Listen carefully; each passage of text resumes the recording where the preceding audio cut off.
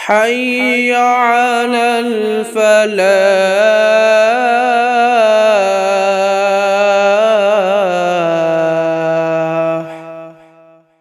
بسم اللہ الرحمن الرحیم نحمدہ ونصلی ونسلم علی رسولہ الکریم اما بعد.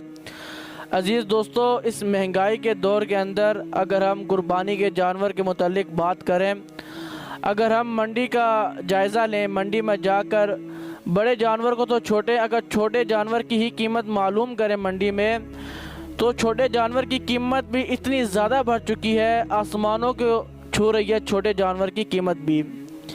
ایک زمانے میں، ابھی اس زمانے میں، آج کے دور میں جتنی قیمت چھوٹے جانور کی ہے، بکرے کی ہے یا دمبے وغیرہ کی ہے، اتنی ہی قیمت کچھ عرصہ پہلے جو ہے، اتنی قیمت میں کچھ عرصہ پہلے بڑا جانور بندہ ایک عام آدمی جو ہے خرید سکتا تھا. لیکن اس دور کے اندر مہنگائی اتنی زیادہ ہو چکی ہے، جانور کے ریٹ اتنے زیادہ بڑھ چکے ہیں کہ ایک عام آدمی آسانی سے جو ہے بکرا یا ویڑا نہیں خرید سکتا. اور پھر یہی جو مین مسئلہ ہے کہ جو ایک عام آدمی اس طرح بکرا یا ویڑا نہیں خرید سکتا، تو کچھ لوگ عزیز دوستوں پھر قربانی ہی نہیں کرتے.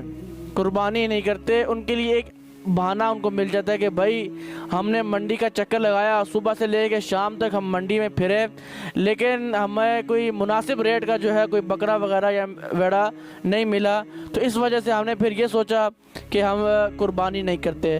تو یہ مسئلہ ان لوگوں کے لیے ہے.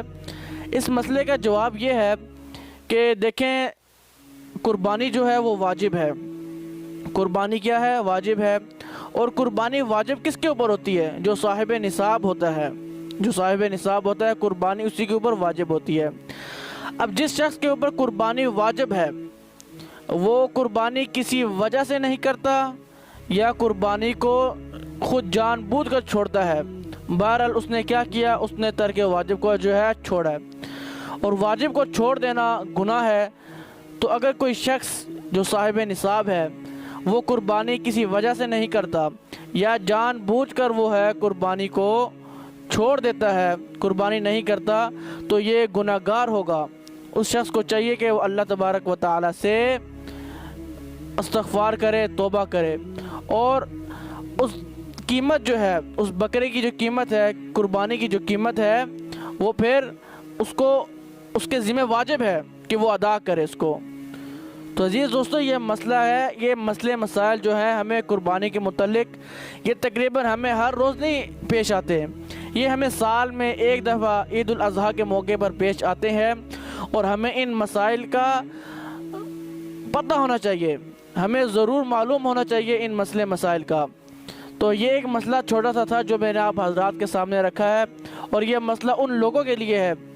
میں ہر کسی کو نہیں کہتا، کچھ لوگ ایسے ہیں جو قربانی نہیں کرتے، جان بوجھ کے چھوڑ دیتے ہیں، یا کسی وجہ سے قربانی جن کی رہ جاتی ہے، اور وہ لوگ جو صاحب نصاب ہوتے ہیں. تو یہ مسئلہ ان لوگوں کے لیے ہے.